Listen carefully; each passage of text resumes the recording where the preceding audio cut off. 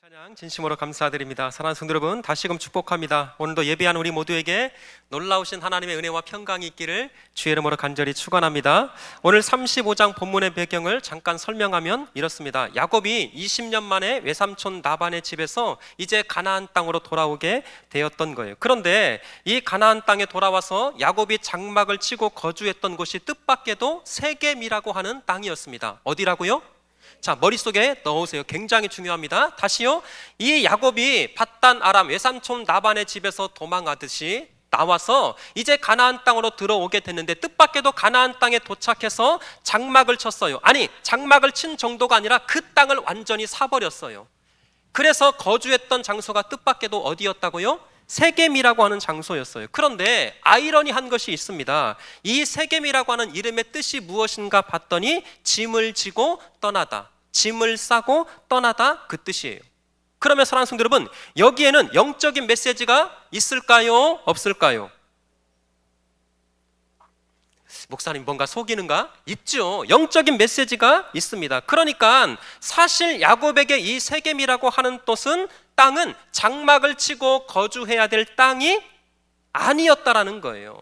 오히려 이 세겜에서 짐을 싸고 어디론가 떠나야 했던 장소가 세겜이었는데, 그럼에도 불구하고 지금 야곱이 그 오랜 객지 생활을 끝내고 가나안 땅으로 돌아왔는데 뜻밖에도 가나안 땅에서 돌아와서 장막을 쳤던 곳이 어디였다고요? 세겜이었어요.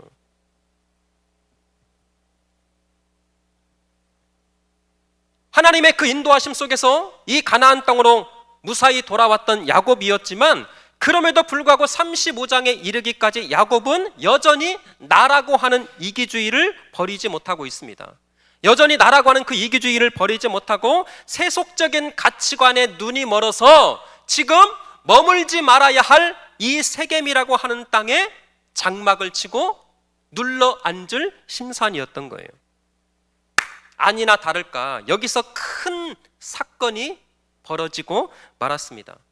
하나밖에 없는 딸 디나가 이곳에서 그만 하몰의 아들 세겜에게 겁탈을 당하고 말았던 거예요.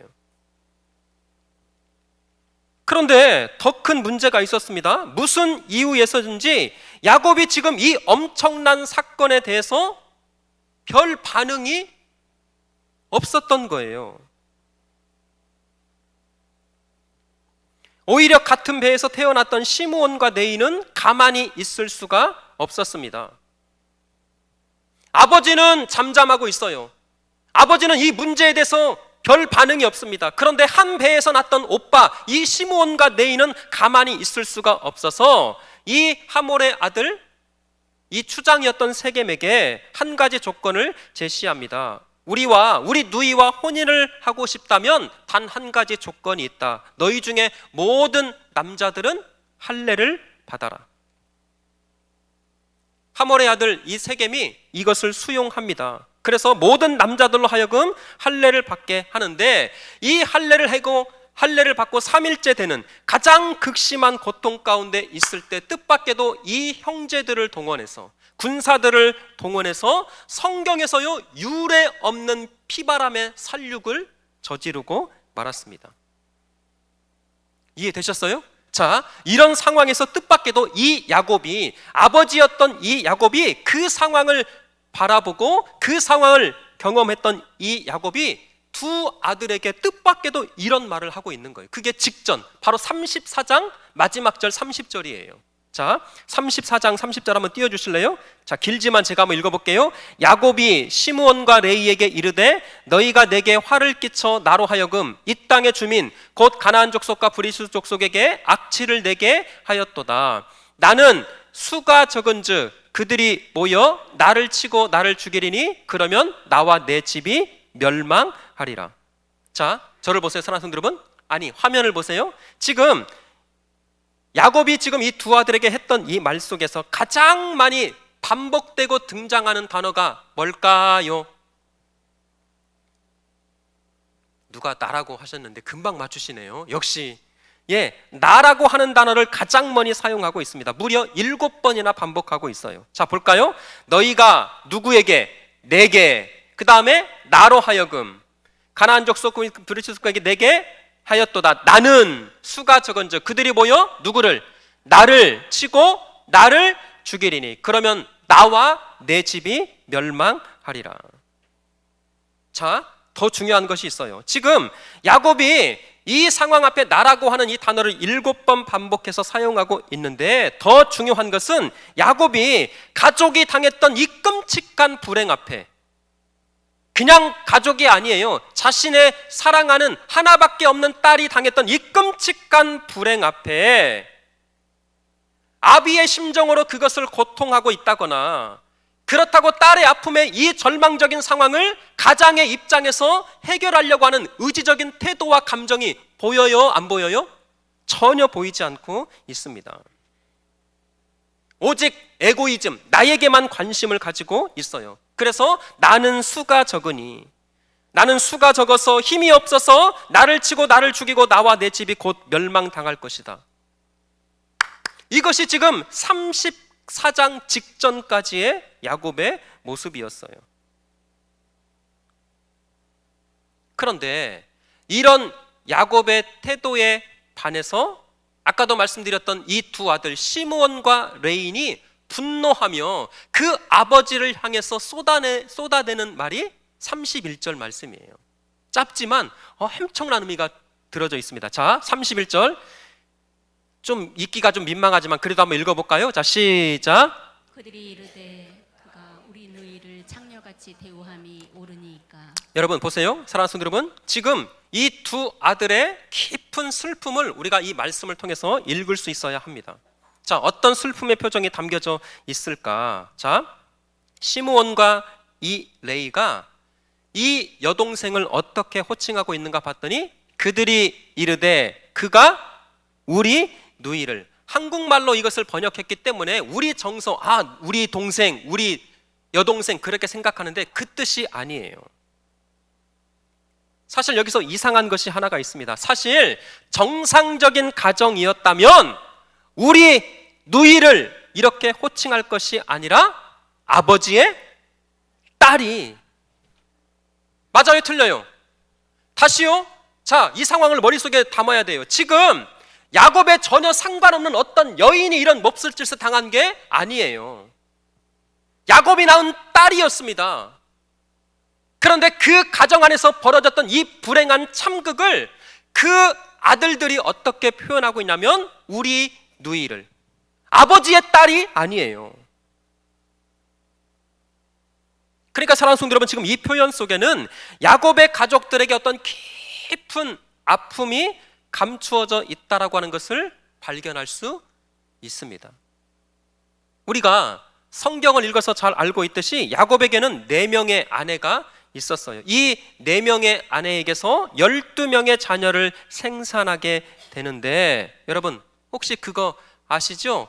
이 12명의 자녀가 있었지만 야곱이 12자녀를 똑같이 사랑하고 똑같이 인정하고 똑같이 귀하게 여겼던 것이 아니더라고요. 뜻밖에도 성경에 보니까 야곱이 인정하고 야곱이 사랑하고 야곱이 존귀하게 여겼던 아들은 자신이 가장 사랑했던 여인, 그렇죠, 라헬이라고 하는 여인에게서 낳았던, 이거 맞추는 분 제가 나가면서 선물 드리려고, 하나는 요셉, 또 하나는 베냐민이었습니다. 다 맞추셔서 우리 찬양대는 안 드리는 것으로. 요셉과 베냐민이었어요. 아니 어떻게 한 가정 안에서 이런 말도 안 되는 일이 벌어지고 있느냐고요. 이 야곱이 뜻밖에도 요셉과 베냐민 외에는 자식다운 자식으로 인정한 예가 성경에 지금 없어요. 그렇다면 사랑하는 성도 여러분, 질문 드려볼게요. 지금 예나 지금이나 다를 바가 없습니다. 그렇다면 이 배다른 형제끼리는 서로 사이가 좋았을까요? 아니면 무언가 복잡한 것이 있었을까요? 이럴 때 쓰는 말이 물어보는 게 등신이지. 여러분 솔직히 말해서 한 배에서 난 12명의 자식들도 서로 얽히고 설키고 얼마나 복잡한데, 심지어 4명의 아내에게서 내 배에서 난 자식들이라면 얼마나 복잡했겠을까. 이게 지금 34장까지의 야곱이 가지고 있었던 가정의 아픔이었어요. 그래서 이 야곱의 편애 때문에 37장에 가면 이 형들이 요셉을 죽이려고 구덩이에 싸 던져버렸습니다. 그러다가 유다의 만류로 우리가 잘 알고 있는 것처럼 이 요셉을 구덩이에서 끄집어내서 미디안 상인들에게 팔아버렸어요. 근데 여러분, 더 놀라운 것은 이 형들이 요셉의 겉옷을 벗겨가지고 양을 한 마리 잡습니다. 피를 막 묻혀요. 그래가지고 아버지에게 가서는 얼마나 그렇게 연기를 잘하는지, 아버지, 요셉이 오다가 죽었어요. 얼마나 눈물 연기를 잘했겠어요? 아버지가 철석같이 믿어버렸어요. 잘 보세요. 지금 이 야곱의 가정 안에 아버지는 자식들을 편애하고 있고요, 또 그런 아들들은 아버지를 속여서 또 다른 깊은 상처를 주고 있어요. 여러분, 질문 드릴게요. 이런 야곱의 가정이 잘 될래야 잘 될 수가 없었겠죠. 지금 34장까지의 야곱, 이 딸이 당했던 불행에 대해서 전혀 이런 방구, 분노했다거나 감정적인 표현이 전혀 없습니다. 오히려 유일하게 한 배에서 태어났던 레이와 시므온만이 분노하고 있어요. 그가 우리 누이를 창녀같이 대함이 옳으니까?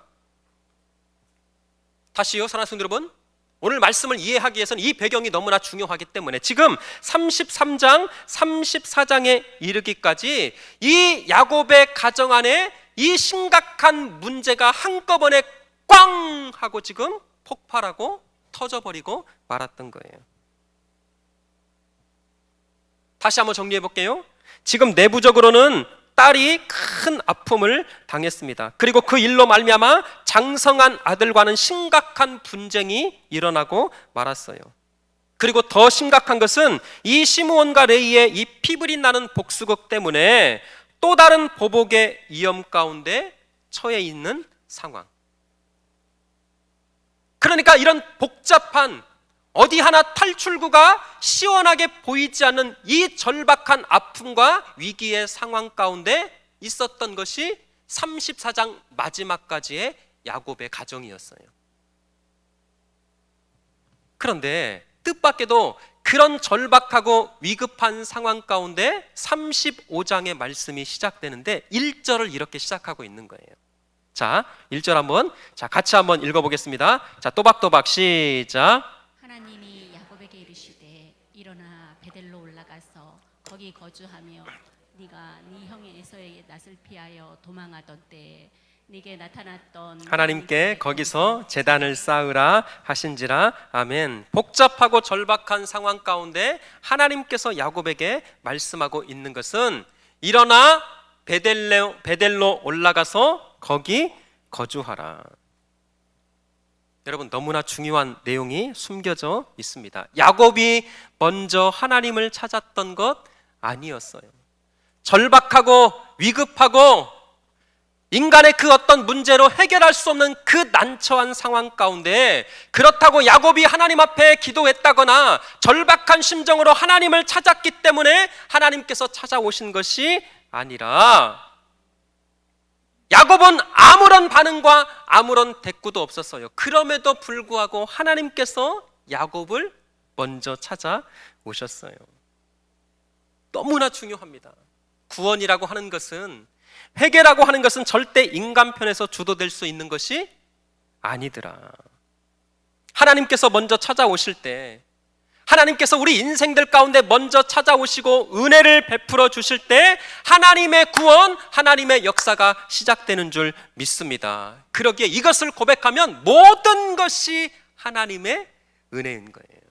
비가 오는 이 주일 아침에도, 비바람이 몰아치는 이 주일 아침에도 우리가 깨어서 일어나서 화장하고 씻고 나온 것 같지만 사실은 우리 모든 인생의 뒤에서 하나님께서 찾아오셔서 은혜 주시고 힘 주시고 생명 주시고 모든 것들을 가능케 하셨기에 오늘 이 자리에 우리가 예배할 수 있음을 고백한다면 사랑하는 성도 여러분, 그 하나님 앞에 더 마음 다하여 신령과 진정으로 예배하는 우리 성도들 되시기를 축원합니다. 먼저 찾아오신 하나님, 남편을 5이나 두며 평생의 목마름 가운데 살아갔던 수가성 여인도 우리 주님께서 먼저 찾아가셨다면, 7 귀신 들려서 그 평생에 신음하며 살아갔던 마리아도 우리 주님 먼저 찾아가셨어요. 무엇보다 죄로 말미암아 영원한 지옥의 형벌을 피할 수 없었던 우리를 구원하시기 위하여 우리를 먼저 찾아오신 주 예수 그리스도. 그러게 사랑하는 성도, 누구든지 이 예수의 이름을 부르는 자, 우리를 먼저 찾아오셔서 사랑하는 딸아, 사랑하는 아들아, 그렇게 불러주시는 그 예수 그리스도의 음성에 우리가 믿음으로만 반응할 수 있다면, 그 그리스도 예수 안에 있는 놀라운 구원과 생명이 반드시 우리 인생과 우리 가정 가운데 임하게 될 줄 믿습니다. 예수께 나아가자고요. 할렐루야. 찬양 하나가 생각나는데 불러도 될까요?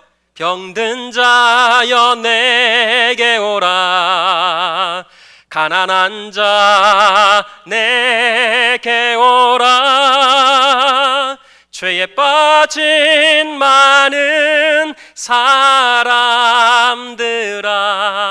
모두 다 내게 오라. 아멘. 예수께 나아가세요.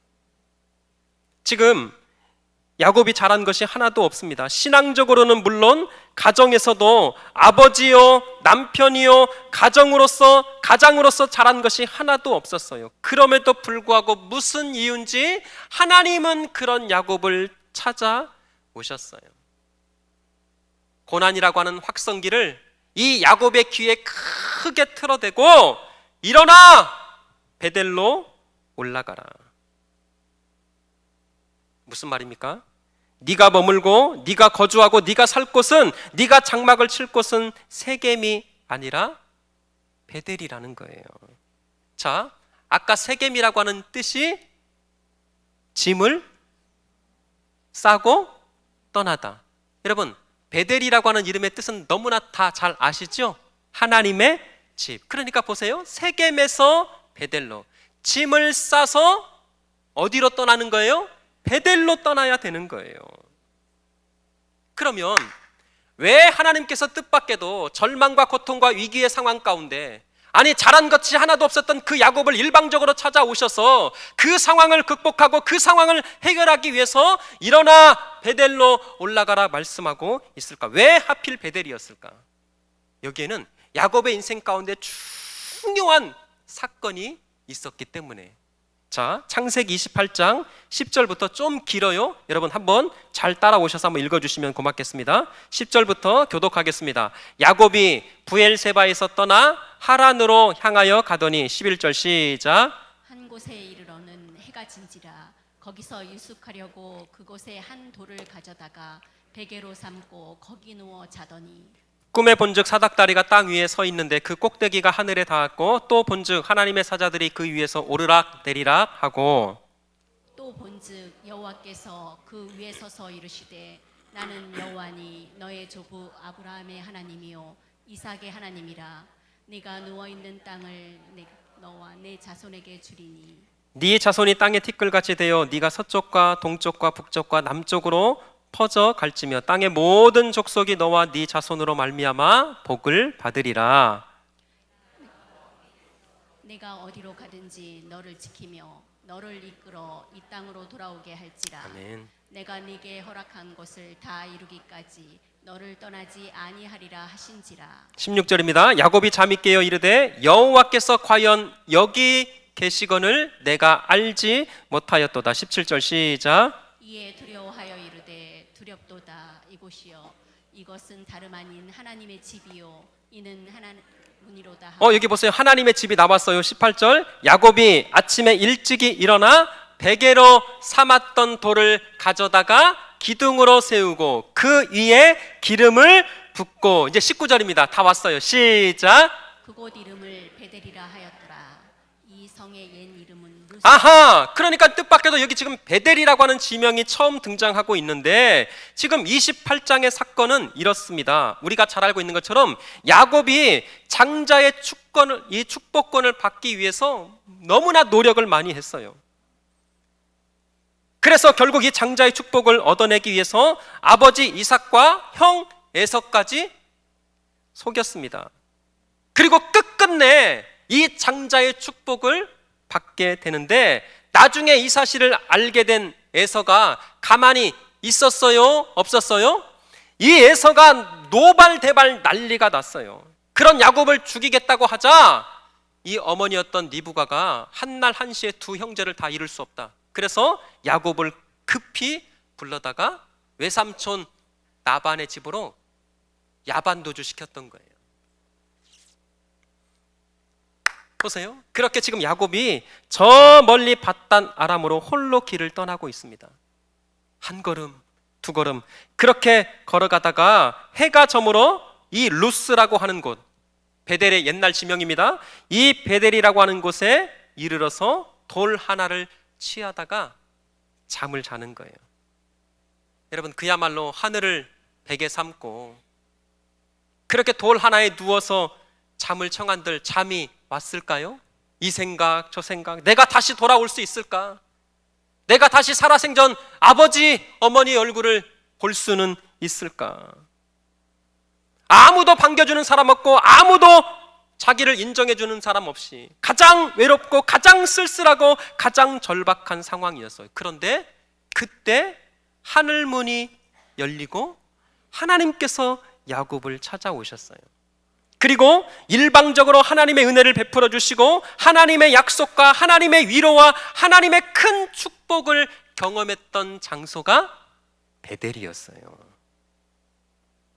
그러면서 이 야곱에게 3중의 축복을 해주시는데 그게 15절이거든요. 다시 한번 띄워주실래요? 28장 15절. 자, 보시면 내가 15절입니다. 내가 너와 함께 있어 네가 어디로 가든지 너를 지키며. 첫 번째가 내가 너와 함께 할 것이다. 두 번째 축복이 내가 너를 지킬 것이다. 그리고 맨 마지막 세 번째가 뭐냐면 뭘까요? 너를 떠나지 않을 것이다.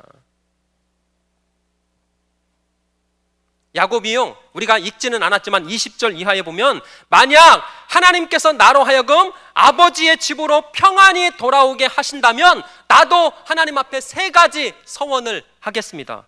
첫 번째, 하나님은 나의 하나님이 될 것입니다. 두 번째는 하나님께서 이 기둥으로 세운 이 돌이 하나님의 집이 되게 할 것입니다. 아, 야곱도 당차요. 그 다음에 마지막 세 번째게 내가 평생에 하나님 앞에 이거 드리겠다고 그러죠. 예, 그렇죠. 11조를 드리겠습니다. 그랬던 거예요. 자, 중요합니다.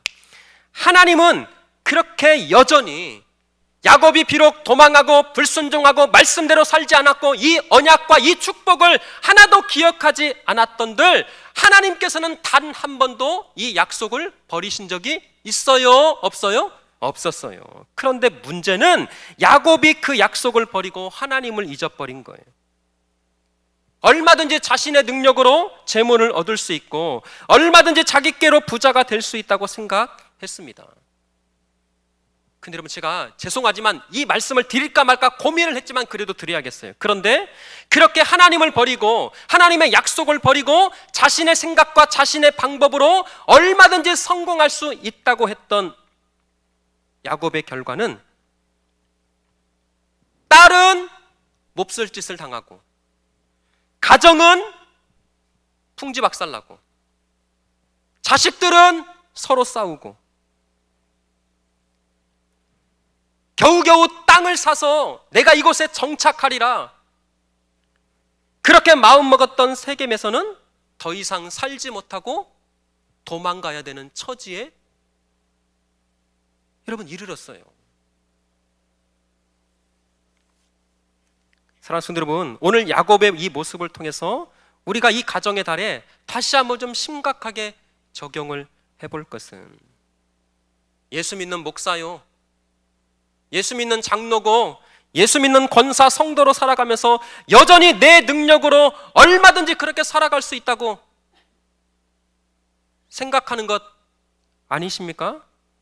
얼마든지 내가 살아온 경험으로 내 스펙으로 부자되고 성공할 수 있다고 그렇게 생각하고 있지는 않으시는가요? 그것도 아니면 벼락 맞고 돌아가는 길에 뱀에 물리는 확률, 이게 850만 분의 1이래요.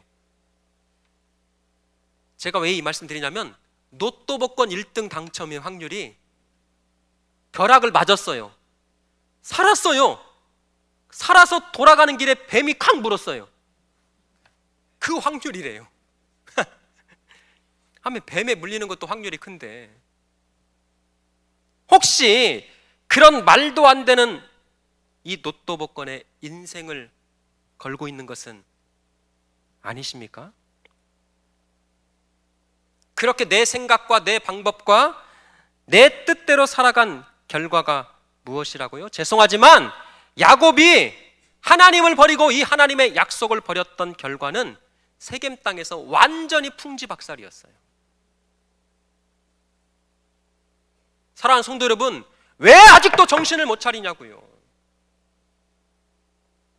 우리 성도들이 살 길은 다시금 베델로 올라가서 하나님의 말씀을 붙잡고 하나님의 언약을 붙잡고 그 신실하신 하나님을 믿음으로 고백할 때 그리스도 예수 안에 있는 풍성한 하늘의 복이 우리의 삶 가운데, 우리 가정 가운데 반드시 임하게 될 줄 믿습니다.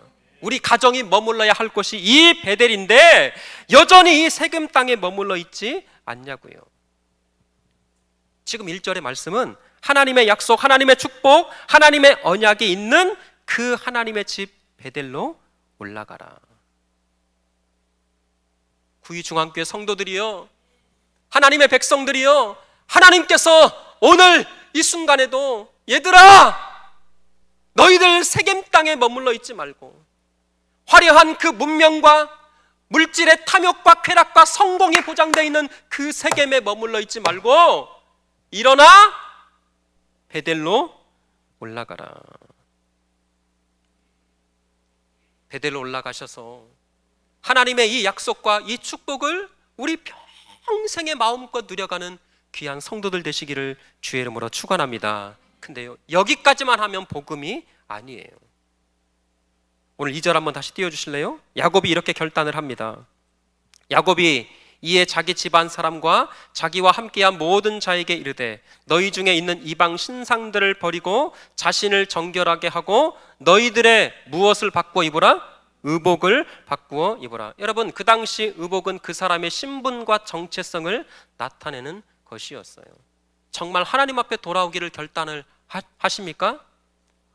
목사면 목사답게, 장로면 장로답게, 성도면 성도답게 이제 그리스도로 옷 입는 우리 믿음의 종들 되시기를 다시금 축원합니다. 다시요? 이제 정말 마지막이에요.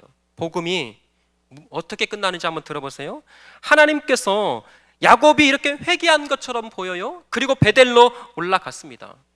그러면 이제 야곱의 인생 가운데 하나님이 복 주시고 하늘의 복으로 이제는 가정을 붙들어 주셔서 가는 길마다 형통하고 넘어져도 복을 받고 자빠져도 복을 받고 그럴 줄 알았는데, 잘 들으셔야 돼요. 하나님께서 이 야곱을 진짜 하나님의 사랑으로 이끌어 가시는데 야곱이 가장 사랑했던 것을 하나씩 다 하나님이 데려가시고 뺏어가요. 자, 증거를 대드릴게요. 라헬이 베들레헴으로 올라가는 길에서 죽습니다. 이어서 요셉이 죽어요. 아니, 적어도 애굽에서 다시 만날 때까지 야곱의 인생 가운데 가장 사랑했던 요셉은 죽었어요. 그리고 맨 마지막에 누구까지 있냐면 베냐민까지 있습니다. 양식을 얻기 위해서 이 베냐민을 반드시 애굽으로 데려가야만 했어요. 아버지가 야곱이 말합니다. 안 된다, 안 된다. 내가 요셉을 잃었지만 이 베냐민까지 잃을 수는 없다. 안 된다, 안 된다. 그렇게 아들들과 실랭이를 하다가 결국 내가 잃으면 잃으리로다 베냐민을 떠나보내요.